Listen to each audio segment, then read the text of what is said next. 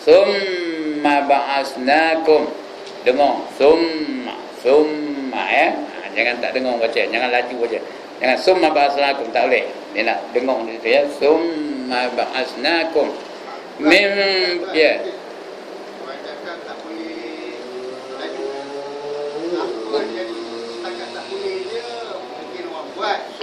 Ya. Jadi apakah berdosa? Kerana hukumnya wajibul gunnah. Apa kata wajib? Buat dapat pahala, ditinggalkan berdosa. Gunnah tu apa? Dengar. Wajib didengar. Jadi wajib. Siapa baca tak dengar, berdosa lah. Ya. Jadi dengar tu. Summa ba'asnakum. Kum tu pun dengar juga ya. Kerana mem mati berjumpa dengan mem, dengar juga. Summa ba'asnakum min ba'di mautikum. Mem itu dengar, tapi jangan terus tutup mulut. Min ba'di, ya. Lambat sikit tutup mulutnya. Kerana dia bukan idgham, dia iqlab ya. Min ba'di mautikum la'allakum tashkurun. Kemudian itu kami bangkitkan kamu selepas mati. Mudah-mudahan kamu bersyukur. Kita ni ya, matinya sekali aja. Lepas itu kita akan dibangkitkan ya. Ya. Tapi ada cerita di sebalik ini. Kerana sebelum ini ada ayat yang mengatakan, kami wahai Musa, kami tidak akan percaya kepada engkau sebelum kami melihat Allah terang-terangan. Dia mana tengok rupa Allah, mana rupanya. Ini dah kita baca dulu ni. Soal lupa bukan salah saya, salah tuan-tuan ya. Ya. Wa iz qultum ya Musa lan nu'mina laka hatta nara Allah jahratan fa akhazatkum as-sa'iqatu wa antum tanzurun. Ini dah kita baca dulu ayat yang ke-55 dulu. Dan ketika kamu berkata ya Musa, kami tidak akan percaya kepada engkau. Kami takkan percaya selagi kami tak tengok Tuhan tu mana rupanya, kuning ke hijau ke putih ke merah ke, ada di depan kami takkan percaya. Ini dah kita baca dulu ni ya. Kemudian Allah datangkan apa?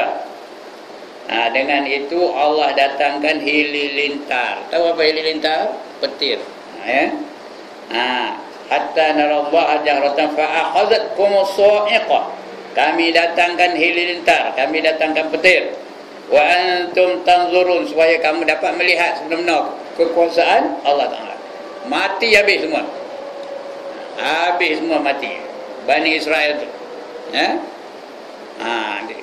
Sampai apalah bergelempangan dalam ayatnya. Hai Musa, kami takkan percaya kepada engkau sebelum kami melihat Allah berterang-terangan, katanya. Dengan mata kepala kami.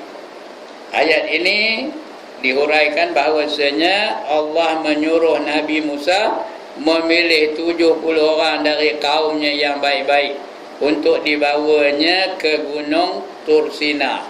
Nabi Musa dia pergi dengan 70 orang sahabat pergi naik atas gunung yang bernama Tursina. Ini di Mesir ni. Tursina ni di Mesir tau. Kenapa? Nak menerima kitab. Apa nama kitabnya? Apa nama kitabnya tuan-tuan? Nabi Musa kitab apa? Kitab Taurat ya, untuk menerima kitab Taurat. Ya. Jadi selepas itu Nabi Musa bawa, dah mati tu ramai, bukan 70, ramai kaum Bani Israel tu.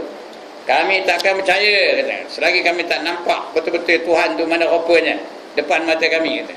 Allah datangkan lintar, habis mati belaka. Jadi Nabi Musa pilih 70 orang bawa ke bukit Tursina. 70 orang tu yang baik-baik belaka ya. Untuk dibawanya ke gunung Tursina, memohon keampunan Allah ke atas setengah kaum mereka yang menyembah anak lembu. Kan cerita anak lembu ni ingat tak? Cerita anak lembu yang dibunuh dia waktu dulu kan. Yang akhirnya yang dibunuh oleh orang tu kemudian disuruh empuk balik kepada bangkai lembu tu ya. Kemudian dia pun hidup. Bila hidup balik, disembah dia pula. Jadi ngajak 70 orang tu. Kemudian mensucikan diri dan berpakaian dengan bersih, lalu pergilah ke gunung Tursina tu 70 orang tadi. Bila mereka sampai di sana, mereka minta Nabi Musa supaya dapat mendengar firman Allah. Mereka nak dengar firman Allah. Dipendekkan cerita, lalu Allah memperdengarkan firman-Nya kepada mereka. Artinya kira-kira yang demikian, aku adalah Allah. Itulah bunyi lebih kurang, ya. Tiada Tuhan melainkan aku keluarkan kamu dari bumi Mesir dengan kekuasaan kudrat. Oleh itu sembahlah aku dan jangan kamu menyembah yang lain. Itu dia bunyi suara. Bukan bunyi suara dari Allah Ta'ala, tapi bukan suara macam suara saya ni, ya. Macam mana keadaannya, wallahu alam. Tak boleh nak bayangkan, tak boleh nak direka-reka. Ya. Tapi dengarlah kepada mereka. Tak mana bunyinya tak tahulah. Dia kerana Allah tu bukan ada berhuruf, bukan ada bersuara, ya. Balik kembali kepada akidah yang sebenarnya, Allah tu tidak berhuruf dan tidak bersuara. Macam mana rupanya tak tahu. Jangan tanya. Dia jawab entah tu betul tu. Apabila mereka mendengar firman Allah itu, mereka berkata pula kepada Nabi Musa, hai Musa, kami tak akan percaya, dengar suara saja tak percaya. Kami nak tengok rupanya, mana rupanya. Nak melihat Allah Ta'ala. Kemudian ayat itu disambung dengan perkataan fa'akhazatkum sa'iqatu wa antum tanzurun. Maka halilintar membinasakan kamu sedangkan kamu melihatnya, ya. Kamu nengok, nampak. Bila dah mati, nampaklah Allah. Ya. Macam seorang kafir juga jumpa dengan Ali. Aku takkan beriman dengan Allah selagi aku tak nengok Allah. Kata khabar ni ngabar pada Sayyidina Ali. Oh, kamu nak tengok Allah, ya Ali? Kata Ali, kamu nak tengok Allah? Lah kata. Pandai orang cakap lah katanya. Kalau begitu kamu tunduk, kata. Bongkok kamu ni. Dia pun bongkok. Tengah bongkok tu datang Ali ambil pedang, pancung kepala. Kamu nengoklah Allah sampai tu. Udah mati nampaklah Allah. Sebelum mati mana boleh nampak Allah. Begitulah Ali membunuh orang kafir tu kerana terlalu hebat sangat perlinya, terlalu hebat sangat tanya-tanyanya, terlalu hebat sangat kekufurannya. Ini pun begitu juga. Didatangkan halilintar, petir yang amat kuat, lalu mereka pun mati belaka. Ya, mereka yang hendak melihat bagaimana rupa Allah adalah semata-mata bertujuan hendak mengejek, bukan betul-betul nak mengejek. Komen mana percaya, bingung, bangang, percaya Tuhan, mana ada Tuhan yang sebenarnya tu, katanya. Dia nak tengok. Kalau tidak kami takkan percaya, katanya. Tuhan Allah itu hendak diserupakannya saja dengan makhluk-makhluk yang lain. Dia nak tengok Tuhan tu apa-apa, apa gajah ke, apa lembu ke, apa kuda ke, apa harimau ke, apa matahari ke, apa bulan. Nak tengok macam tu. Kita mana boleh apa itu, ya? Itu syirik namanya. Kemudian Nabi Musa pun berdoa, ya, berdoa dengan Allah. Sudah mati 70 orang tadi, habis semua mati belaka. Orang tu orang baik-baik belaka tu, ya. Maka berdoa pula Nabi Musa kepada Allah, ya Allah, ya Tuhan, mereka telah keluar bersama-sama aku kemari dalam keadaan hidup. Engkau, kalau engkau ya Tuhan hendak mematikan mereka, mengapakah engkau tidak mematikan sebelum mereka datang kemari? Mereka telah berempat bulan datang naik Bukit Tursina, menerima Taurat bersama-sama. Tiba-tiba kamu matikan mereka, mengapa? Kesian mereka tu, 70 orang tadi, ya, sudah mati. Kerana mati apa? Di mana? Halilintar. Mati belaka. Kemudian baru dihidupkan balik. Kerana Allah dengar, ya, Allah dengar rintihan Nabi Musa. Nabi Musa ni kekasihnya, kekasih Allah, ya. Dipanggil kalamullah, kalam Allah. Jadi dihidupkan balik, Allah hidupkan balik. Summa ba'asnakum, kemudian dibangkitkan mereka, min ba'di mautikum, setelah dimatikan kamu. Summa ba'asnakum, kemudian kami hidupkan kamu, min ba'di mautikum, setelah kami matikan kamu. La'allakum tashkurun, mudah-mudahan kamu menjadi orang-orang yang bersyukur. Jadi peristiwa ini berlaku kepada Bani Israel, kaum Nabi Musa. Dan begitu jugalah keadaan manusia besok. Kita besok akan dibangkitkan daripada kubur. Semua orang akan dibangkitkan daripada kubur besok. Ya. Mula-mula dimatikan dulu. Semua kita ni akan mati esok. Siapa tak mati angkat tangan? Siapa tak mati-mati angkat tangan? Semua kita ni akan dimatikan. Yang jadi pilihannya cepat atau lambat saja. Mati tetap mati. Qul innal mautal ladzi tafirruna minhu fa innahu mulaqikum, kata Allah. Katakan bahawa mati yang kamu nak lari itu, nak lari daripadanya itu pasti akan menemui kamu. Ya, kita kalau boleh tak usahlah mati. Janganlah mati. Itu yang boleh benar makan apa? Makan pil tongkat Ali lah. Kopi jandel lah. Lagi majun Pak Tani lah. Majun tupai jantan lah. Majun gajah mengamuk lah. Ngapa tu? Ngapa? Supaya jangan mati. Tapi mati juga. Tuan-tuan dan puan-puan, 40 hari sebelum orang tu mati, ya, malaikat dah panggil namanya dari langit. Dia tak ada panggil Mat, tak ada. Tak ada panggil Noah, tak ada. Ya? Tak ada panggil Cikgu Zul, tak ada panggil. Tak ada panggil Haji Ibrahim, tak ada. Ya. Dah tukar nama semua. Semua nama bertukar kepada mayat. Haji Ibrahim dipanggil mayat oleh malaikat di langit. Mat pun dipanggil mayat oleh malaikat di langit. Kalau 40 hari sebelum dia mati, Noah pun dipanggil mayat daripada langit. Dia panggil, wahai mayat, kata malaikat tu, aku malaikat yang menjaga makan kamu di atas dunia, di atas dunia ni. Aku telah menjelajah seluruh dunia kalau ada sedikit makanan untuk kamu, tapi bahagian kamu sudah habis, wahai mayat. Ya. Semua makhluk dengar tau. Yang tak dengar dua aje. Siapa? Siapa tak dengar, Mat? Manusia dan jin. Makhluk lain semua dengar. Kredit dengar, katak dengar, ular dengar, lembu dengar. Ya. Korba dengar, ikan keli dengar, ikan perit dengar, ikan ruan dengar, ikan keli dengar. Semua dengar belakang. Ya. Yang tak dengar manusia dan jin saja. Kemudian malaikat yang kedua pula memanggil, wahai mayat, aku malaikat yang menjaga minuman kamu. Aku telah mencari seluruh dunia kalau ada seteguk air untuk kamu minum, tapi bahagian kamu sudah habis, wahai mayat, kata malaikat. Ya. Kemudian malaikat yang ketiga pula menyeru dari langit, wahai mayat, aku malaikat yang menjaga pernafasan kamu. Aku telah menjelajah seluruh dunia untuk mencari kalau ada sedikit udara untuk kamu bernafas, tapi bahagian kamu sudah habis, wahai mayat. Dan yang keempat pun menyeru juga dari langit, wahai mayat, aku malaikat yang menentukan gerak-geri kamu di atas dunia ni. Aku telah mencari seluruh dunia kalau ada satu langkah lagi kamu bergerak di atas dunia ini, tapi bahagian kamu sudah habis, wahai mayat.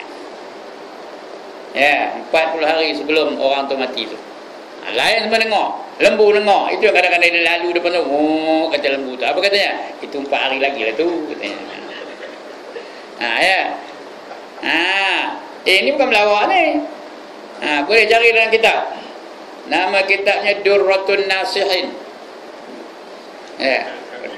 Udah ada soalan lagi satu tu. Apa soalan? Mana nak dapat? Ya. Soalannya, the question is it impossible that now, at this time, at this moment, we are now being called mayat by the malaikat? Faham ke ni? Apakah mustahil sekarang kita ni sedang dipanggil mayat oleh malaikat di langit? Mustahil ke? Mustahil ke, tuan-tuan? Ya. Dia yang muda-muda tu kata mustahil tu ya. Mustahil tu yang muda-muda macam saya ni muda-muda. Mustahil kan? Ya. Tak ada mustahil. Dia bukan ada rukun mati ni. Ada rukun dah mati. Rukun pertama ialah tuai ya. Dah ada menengok saya. Dia lah dulu dia tuai kata ya. Itu rukun pertama. Ya ke? Ada ke? Yang kedua baru lepas bedah jantung ya. Ada. Rukun yang ketiga darah tinggi ada. Rukun yang keempat kencing manis ada. Mana ada mati tu, when your time comes out you go. Dia tak kira muda ke, tua ke, pangkat besar ke, pangkat kecil ke, bersedia ke, tak bersedia ke, beriman ke, kafir ke. When your time comes, out you go. Ya. Ini mati. Semua akan mati. Tak kira siapa kamu, raja pun mati, rakyat pun mati, menteri pun mati, orang biasa pun mati, ya, DO pun mati, orang tak ada pangkat pun mati, jeneral pun mati, private pun mati, habis semua akan mati. Cuma masa aja kita tak tahu. Ya. Ada cerita tentang mati ni. Ada seorang pemuda, dia berada di istana Nabi Sulaiman. Muda, orang muda. Dia berada di istana Nabi Sulaiman, menghadiri satu jamuan yang diapakan oleh Nabi Sulaiman. Sampai masanya Nabi Sulaiman pun nyebutlah, tuan-tuan dan perempuan, sila menikmati jamuan yang ada ni, kata.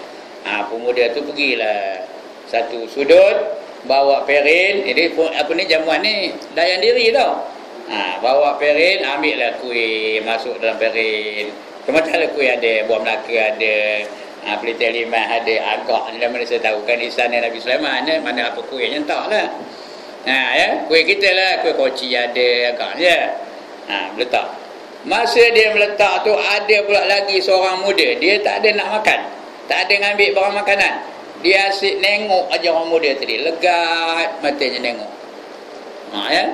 Udah naik takut dia, apa orang ni nengok aku aja. Legat, tak berkedip-kedip tengok. Tak berkedip-kedip. Dia pun takut, pergi cukup ujung sana. Bila pergi ujung sana, orang yang nengok tadi ikut dia, tengok lagi, tak kedip-kedip, kedekat lagi. Pergi ujung sana, dia ekornya kedip gitu. Ya. Begitulah, pergi lari sini diikutnya, lari kemari diikutnya, pergi ke sana diikutnya, tak dia dah lepas dari pandangannya. Mulai dia dah risau. Bila dia risau, dia pun pergi jumpa dengan Nabi Sulaiman. Ya Nabi Allah, tolong hantar aku jauh daripada tempat ini. Kata Nabi Sulaiman, ngapa? Kata, ada seorang pemuda asyik merhatikan aku, katanya. Aku dah takut, apa tentang dia pengapakan aku. Kamu terbangkan aku jauh daripada negeri ini.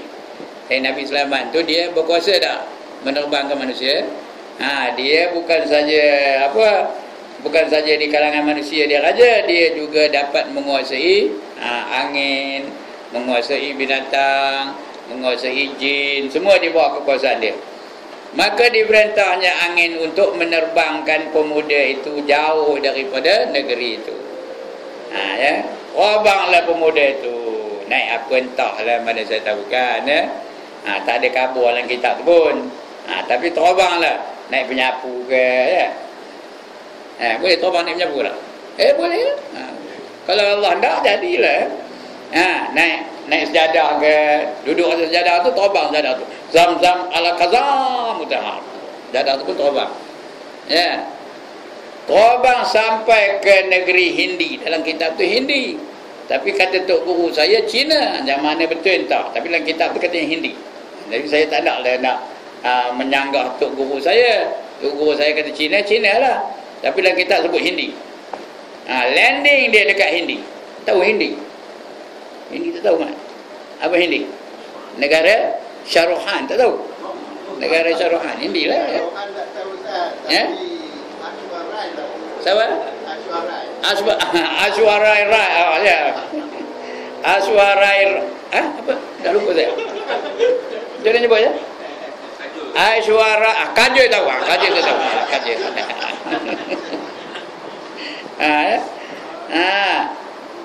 Sampai ke negeri Hindi tu, ya. Elok aja dia nak landing. Rupanya pemuda yang nengok dia tadi, legat nengok tadi, sudah ada di situ menunggu kawan ni landing. Rupa-rupanya pemuda itu adalah malaikat maut. Malaikat maut tu dia nunggu kedatangan pemuda tu. Ya. Elok aja landing, dia pun cabut nyawa. Rap, kata, matilah pemuda itu di negara Hindi. Itu dia tuan-tuan dan puan-puan, ya. Kenapa? Kerana dia sudah dituliskan. Yang dia terbeliak mata tadi bukan apa. Dia tengok di Lauh Mahfuz, pemuda itu akan mati di negara Hindi. Ya. Tapi pada ketika dia nak nyabut nyawa pemuda itu berada di istana Nabi Sulaiman. Itu yang dia terperanjat tu. Apa dia buat budak ni sini ni? Apa dia cekik budak ni sini? Aku patut cabut nyawa dia di negara Hindi. Kejap ni dia berada di istana Nabi Sulaiman. Maka itu yang dia terbelengak tengok tu. Tapi malaikat dia mana reti nak derhaka dengan Allah Ta'ala. Kerana dia tulis dia menyabut nyawa tu di Hindi, maka dia terus pergi ke Hindi. Kerana perintah Allah itu, dia bukan reti nak derhaka. Terus dia pergi ke Hindi. Maka dia landing aja ke Hindi, pemuda tadi pun landing juga. At the same time, simultaneous landingnya.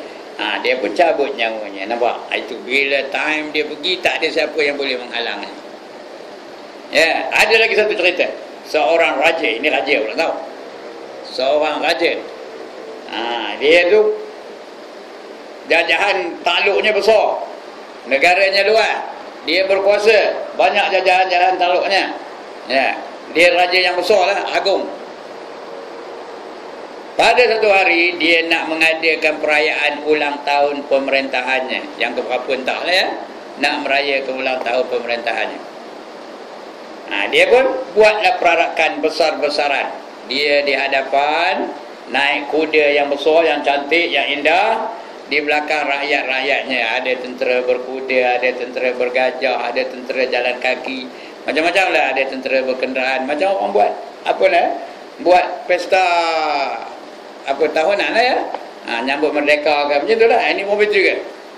Rakyat-rakyat pun duduk berdiri di tepi jalan melaungkan daulat tuanku, daulat tuanku, daulat tuanku.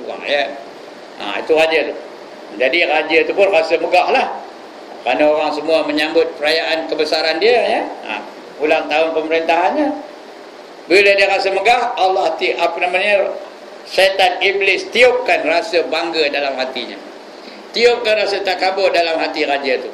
Dia pun rasa aku raja yang paling besar, tengok rakyat-rakyat aku.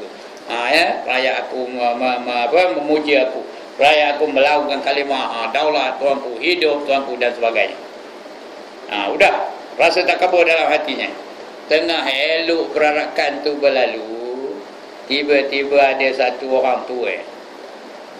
Orang tua jalan pun tak berlalu lagi, terhegih-hegih jalannya. Datang dari depan, ya, terus dia memegang tali kuda raja tu. Rein tu, tahu rein? Kuda tali yang tu lah ya.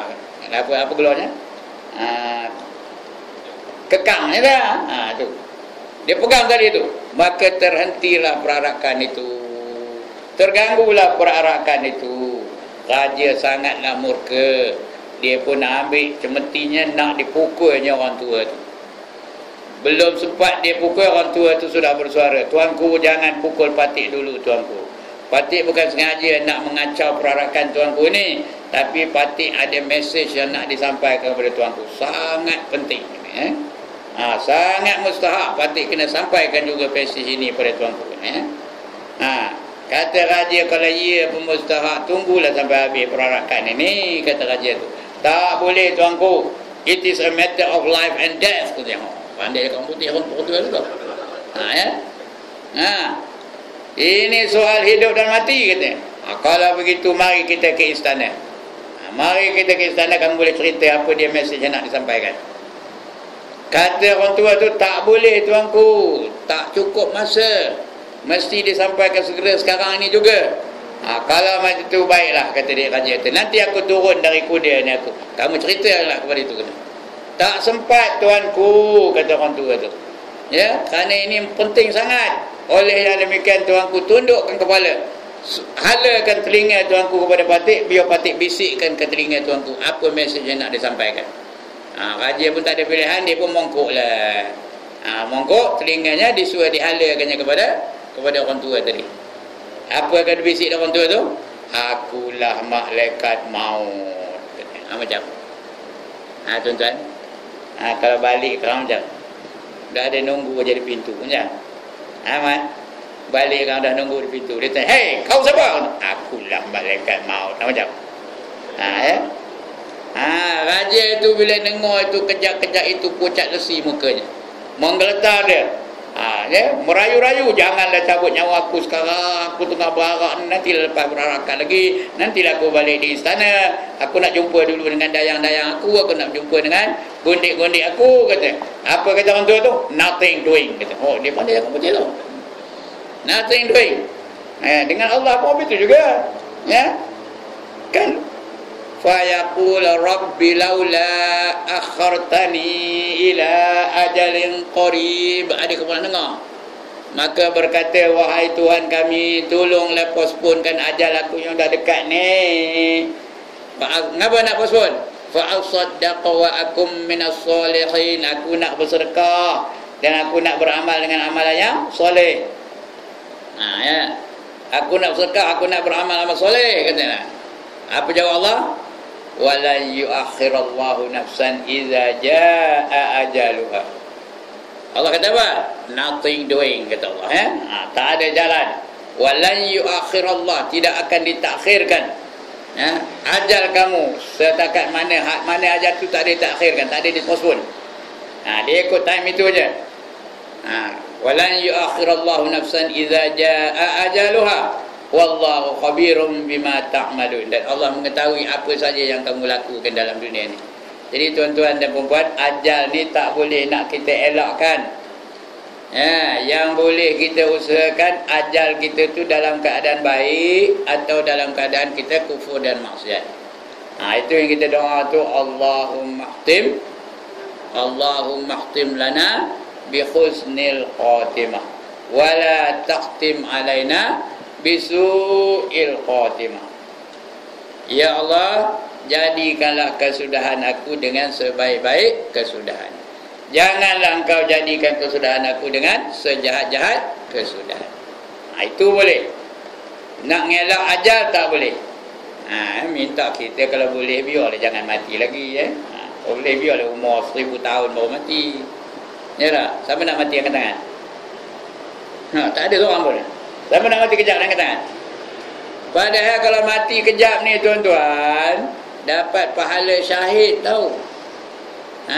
Man kharaja min baitihi fi talabil ilmi fa huwa fi sabilillah hatta yarji'.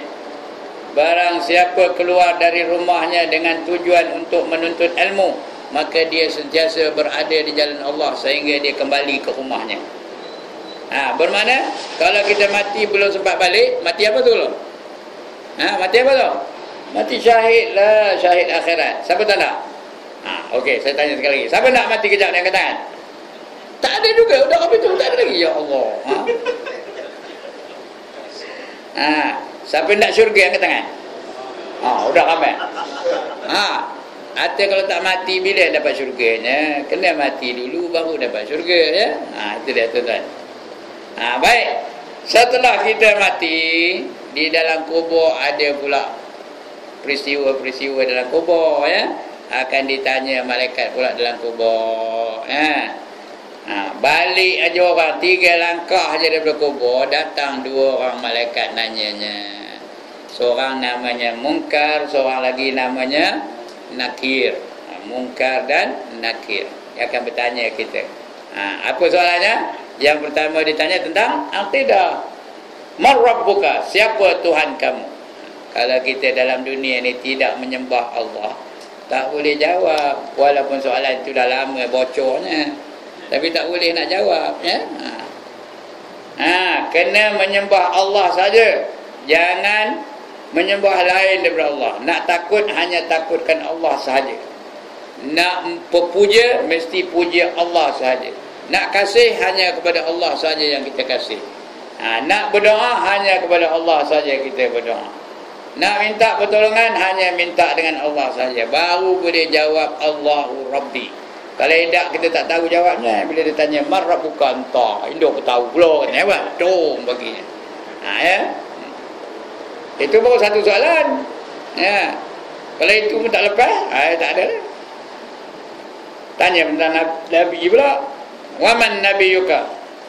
Siapa Nabi kamu?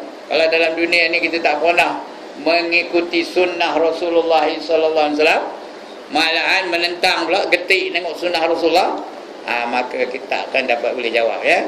Itu dalam kubur. Seksa kubur ada 4, tuan-tuan dan puan, ya.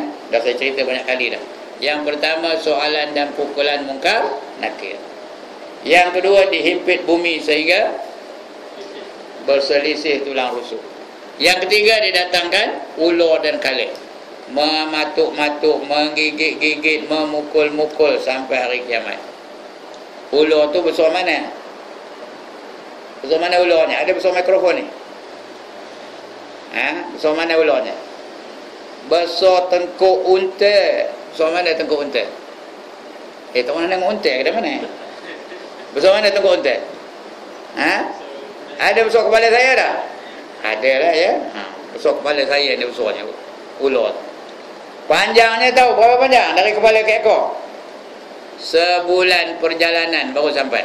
Itu ularnya. Kala pun besar itu. Nama pun teruk. Suja'ul Aqra' kata namanya. Qra' namanya. Suja'ul Aqra'. Itulah dia yang mematuk-matuk, menggigit-gigit dari dalam kubur tu. Sampai hari kiamat. Yang keempat, didatangkan api neraka masuk dalam kubur. Ya. Kemudian kita akan dibangkitkan semula. Udah mati esok semua manusia akan bangkit balik. Kita bangkit. Lagi siapa? George Bush bangkit. Netanyahu bangkit. Ariel Sharon bangkit. Lagi Marilyn Monroe bangkit. Kenal Marilyn Monroe ni? Ya Allah, tak kenal. Marilyn Monroe bangkit. Lagi Rock Hudson bangkit. Tony Curtis bangkit. Lagi siapa? Elvis Presley bangkit. Elvis Presley pandai apa? Elvis Presley bangkit. Lagi? Siapa? Mao Zedong bangkit. Betul. Mao Zedong bangkit. Lagi? Siapa lagi? Muammar Gaddafi bangkit. Ya. Lagi? Husni Mubarak bangkit. Lagi? Lagi siapa lagi? Jamal Abdul Nasir bangkit. Anwar Sadat bangkit. P. Ramlee bangkit. Lagi? Mustarjo bangkit. Saleh Kamil bangkit. Semua akan bangkit dari kubur. Ya. Cuma bangkitnya tidak semestinya seperti mereka dalam dunia dulu. Ya. Mungkin dia bertambah cantik, dan mungkin dia rupa binatang yang amalannya diamalkannya dalam dunia ni. Mungkin dia bertambah cantik. Kalau dia ahli syurga, bangkitnya cantik betul. Ya. Kalau lelaki, dia menjadi ahli syurga, bangkitnya seperti apa? Seperti Nabi Yusuf. Kerana manusia yang paling handsome dalam dunia ni ialah Nabi Yusuf. Macam Nabi Yusuf, bukan rupa Nabi Yusuf. Ya, macam Nabi Yusuf. Rupa-rupa dia lah, tapi secantik Nabi Yusuf. Ya. Rupa-rupa dia lah. Haji Ibrahim rupa Haji Ibrahim lah. Zaini rupa Zaini lah. Mat apa Mat lah, ya. Macam secantik Nabi Yusuf. Kalau perempuan, secantik siapa? Secantik Siti Nurhaliza, Siti Zulaikha, ya, Siti Zulaikha. Tetapi kalau dia ahli neraka, dia akan bangkit rupa binatang yang diamalkannya di dalam dunia ni. Ya, kalau dia kerjanya nak nerakam orang aja, esok dibangkitkan rupa serigala. Kalau kerja dalam dunia ni nak ngomong orang je, tahu ngomong? Esok dibangkitkan rupa rimau. Kalau dia dalam dunia ni nak belit orang je, tahu nak belit orang? 5 kupang jadi, RM1 jadi, nak asalkan dapat melit udahlah. Esok dibangkitkan rupa apa? Rupa ular sawa. Belit orang aja dibangkitkannya. Kalau dalam dunia ni dia kira nak mencuri barang orang aja, esok dibangkitkan rupa tikus. Ya. Orang yang sombong dalam dunia ni, yang ego, yang takabur, esok dibangkitkan rupa semut. Semut kecil ke besar? Kecil ke besar semut? Kecil, dibangkitkan rupa semut. Lepas tu dia letak di tempat orang lalu lalang, di jalan raya tempat orang lalu lalang. Orang lalu apa buat tuan semut tu? Ubah ya letak ni. Semut. Betul kan? Apa? dikacak-kacak dia malah menanda dia di akhirat besok orang yang sombong, orang yang takabur tu akan dihina oleh Allah Subhanahu wa taala. Tengok keadaan dia macam mana keadaan dia di dalam dunia ni dulu. Ada yang bangkit rupa kaldai. Siapa yang bangkit rupa kaldai? Elok ke tak elok kaldai ni? Rupa khimar, elok ke tak elok? Siapa? Iaitu orang-orang yang semayang. Semayang tau. Berjamaah pula tu. Semayang berjamaah. Kemudian mendahului imam. Ini yang dibangkit rupa kaldai. Imam belum sampai, dia dah sampai. Dia ready aja. Imam nak sujud, dia pun ready tu. Bila imam sujud, dia pun sujud. Imam tu dah tua, gerak-gerinya pun slow aja. Macam mana nak jadi imam slow aja lah. Mana maunya laju? Mau laju kan? Susah buat lah. Sebaya dengan saya tahulah. Dia slow je. Kawan muda. Imam belum sampai, dia dah sampai. Esok dibangkitkan rupa kaldai. Merepang aja, jorin aja moncongnya. Itu rupa kaldai. Macam-macam keadaan dibangkitkan. Ikut perangai dia dalam dunia ni. Kemudian semua manusia ni bangkit besok, daripada kubur menuju ke satu tempat namanya Padang Mahsyar. Everybody will have to go there. Semua berkumpul di Padang Mahsyar. Mahsyar tu artinya dihimpunkan, tempat perhimpunan tu arti mahsyar. Hasyara tu artinya himpunan. Semua akan di sana besok. Tak ada kecuali. Asal namanya manusia, dia mati kecil pun di situ, dia mati tua pun di situ juga. Dia mati muda pun di situ juga. Dia mati lahir-lahir mati juga, situ juga. Semua akan dihimpunkan di sana. Berimpit-rimpit. Rapat seperti panah dalam busar panah. Payah nak faham ya. Seperti panah dalam busar panah. Senang faham ke? Ada pernah tengok panah? Ada panah di rumah? Gambar ada lah. Kalau saya khabar kopi ni, semua orang faham. Seperti rokok dalam kotak rokok. Faham ke tak? Kalau tak faham saja melampau benar dah. Mat faham tak? Dia kata tak faham ya. Seperti rokok dalam kotak rokok. Kotak rokok tu baru belilah. Rokok tu dalamnya, susun dalam tu, keluarkan sebatang. Lepas tu masuk kembali. Renyuk ke tak? Renyuk ya, pasal dia padat. Macam itulah nanti di akhirat nanti di Padang Mahsyar. Berimpit-rimpit tahu. Sampai tak ada ruang nak bergerak pun tak ada ruang. Berimpit-rimpit. Maklumlah semua manusia daripada zaman tok kita tu sampai manusia yang terakhir besok, tak berapa trilion manusia berkumpul satu tempat. Berimpit-rimpit, berasak-rasak. Telanjang pula tu. Sana esok semua telanjang tau. Saya telanjang, tuan-tuan telanjang, perempuan bawah tu telanjang, semua telanjang pula tu. Ngeli-geleman Aisyah dengarnya, ya Rasulullah, tidak ke malu esok sana. Orang ni nengok, orang ni punya, orang ni nengok, orang ni punya, orang ni nengok, orang ni punya, tidak ke malu. Apa jawab Nabi? Apa jawab Nabi? Tak ada masa untuk malu. There is no time to be ashamed. Pasal masing-masing memikul ataupun memikirkan kejadian tentang kejadian yang akan berlaku pada dirinya sendiri. Masa itu tak ingat dah. Tak ada ingat isteri, tak ada. Tak ada ingat anak-anak, tak ingat.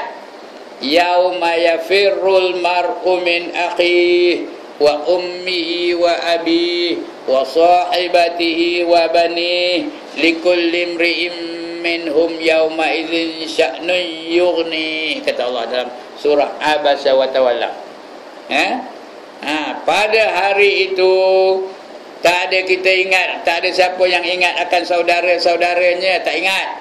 Wa ummihi wa abihi, maknya dan bapaknya pun dia tak ingat.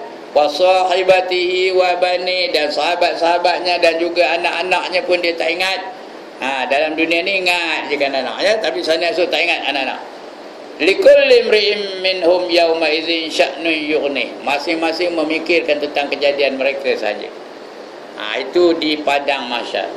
Nak pergi ke padang mahsyar itu pula ada berbagai-bagai cara. Ada orang pergi naik kenderaan, ada orang pergi macam kuda berlari, ada orang pergi macam orang berjalan kaki, ada orang pergi merangkak, ada orang pergi mengesut, ada orang pergi berjalan atas perut. Macam mana entah berjalan atas perut, macam ulur boleh berjalan atas perut. Ada orang pergi kepalanya ke bawah, kakinya ke atas. Ditanya Aisyah, macam mana ya Rasulullah, kepala ke bawah, kaki ke atas? Jawab Nabi, jangan kamu bayangkan keadaan di dunia ni. Di akhirat besok apa pun boleh berlaku. Anything can happen di akhirat dengan kehendak Allah Ta'ala. Itu keadaan orang pergi ke padang mahsyar. Di mahsyar, matahari berapa jauh dari kepala? Berapa jauh? Sejengkal dari kepala. Sejengkal je. Yang sekarang ni berapa jauh matahari dari kepala? Berapa? Juta tahun, light years lah daripada sekarang ni. Pun rasa panas. Esok sejengkal dari kepala. Peluhnya, ada orang peluh hat mata kaki, ada orang peluh hat ketin, hat betih. Ada orang peluh hat lutut, ada orang peluh hat peha, ada orang peluh hat pinggang, ada orang peluh hat dada, ada orang peluh hat leher. Tahu leher? Leher, orang Kamno dari mana? Peluh hat leher. Ada orang peluh hat hidung, ada orang peluh apa kepala pada. Ikut amalan masing-masing. Ini dia keadaan di padang mahsyar. Kemudian ini peristiwa besar ke dah. Mati itu sendiri adalah peristiwa besar. Dia makin lama makin besar, makin lama makin kagum, makin lama makin rasa huru-hara. Mula-mula mati, dia kena orang mati. Besar dah. Dia akan pergi selama-lamanya. Besar perkara itu ya. Bangkit dari mati, besar dah. Lagi besar daripada peristiwa mati. Orang bangkit dari mati lagi besar. Coba kalau umpamanya adil lah orang yang dah mati itu bangkit semula. Heboh dah. Riuh ke tak? Satu negara ada masuk dalam khabar, masuk dalam Facebook kalau dia hidup balik lah. Ini semua bangkit balik tu. Tak ada huru-hara ke namanya? Mati itu satu huru-hara. Itu dah semua mati esok huru-hara. Belakang bangkit esok lagi besar huru-hara ni. Semua sekali bangkit. Lepas tu di padang mahsyar lagi besar huru-hara ni.